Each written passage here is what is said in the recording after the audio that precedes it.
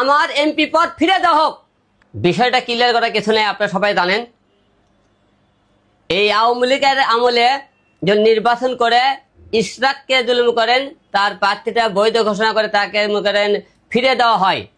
আমরা এই আওয়ামী লীগের আমলে মার খেয়েছি, আমার নিজের জীবন কয়েকবার গেছে, আপনার নিজেরাও দেখছেন যে তাকে জুলুম করেন এমপি পদ ফিরে দেওয়া হয়। তাহলে আমি হিরো আলম কি অপরাধ করছি, আমাকে কেন ফিরে দেওয়া হবে না? আমার কথা আইনের প্রতি শ্রদ্ধা রেখে বলতেছি, সারা বাংলাদেশের একটাই কথা বলতে চাই, ইশরাককে জুলুম তার প্রার্থীটা ফিরে তাকে মনে করেন মেয়র পদ ফিরে দেওয়া হয়। আমি হিরো আলম 4 বার জাতীয় সংসদ নির্বাচন করেছি, 2 বার আপনারা দেখছেন আমি পাস করেছিলাম এবং আমার মৃত্যুর মুখে আমি তাকে ফিরে এসেছি। কারণ আমি কোনো গণনাও চাই না, কোনো কিছু চাই না, ডাইরেক্ট এমপি পদ চাই। কারণ একটাই, আমি দীর্ঘ কয়টা বছর ধরে 10টি বছর ধরে সংগ্রাম লড়াই করেছি, মার খেয়েছি, রাজপথে ছিলাম। আওয়ামী লীগের আমলে যখন বিএনপির অনেক নেতাকে দেখছি আপনারা মনে করেন আড়া জঙ্গলে ঘুম পাচ্ছে, রাস্তার মধ্যে কথা বলেনি, আমরা সকল বুক খুলে কথা বলছি। তাহলে এখন আপনার দেশের আইন কি, আইনের প্রতি শ্রদ্ধা রেখে বলতেছে, দেশের আইন আদালত ঠিক থাকে। তাহলে আমি হিরো আলম আমার এমপি পদ ফিরিয়ে চাই।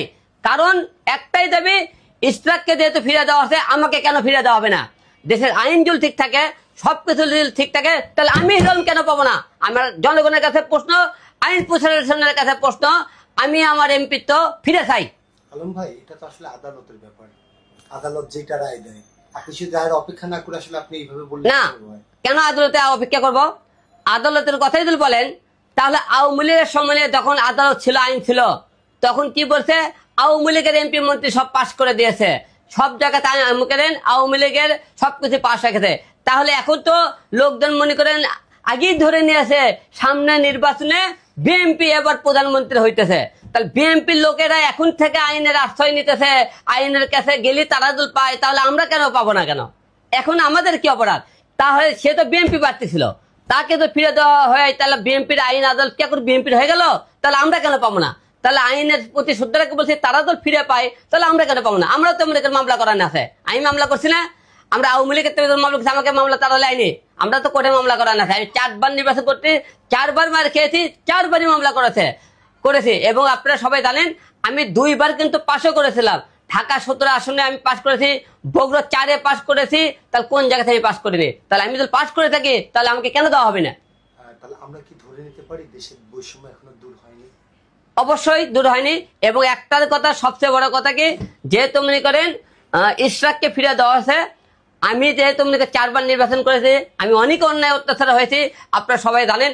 আমি যদি এমপি হওয়ার যোগ্য হয়ে থাকি, প্রার্থী দল ফিরে পাওয়ার জন্য যোগ্যতা থেকে থাকে আমার, তাহলে আইন আদালতের কাছে শ্রদ্ধা জানাবো, আমার প্রার্থীটা যেন ফিরে দেওয়া হয়, আমি এমপি পদটা ফিরে চাই। ধন্যবাদ সবাইকে।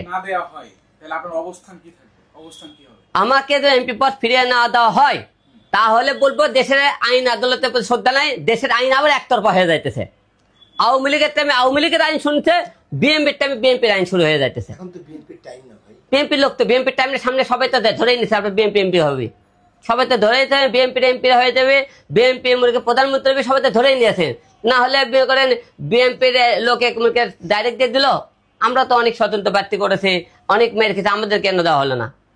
এই যে সামনে জাতীয় নাগরিক পার্টি, ছাত্রদের নতুন দল, তারাও তো এবার সংসদ নির্বাচন করবে, অনেকে অনেক জায়গায় ঘোষণা দিয়েছে, তাহলে শুধু বিএনপির কেন টান আসতে পারবে?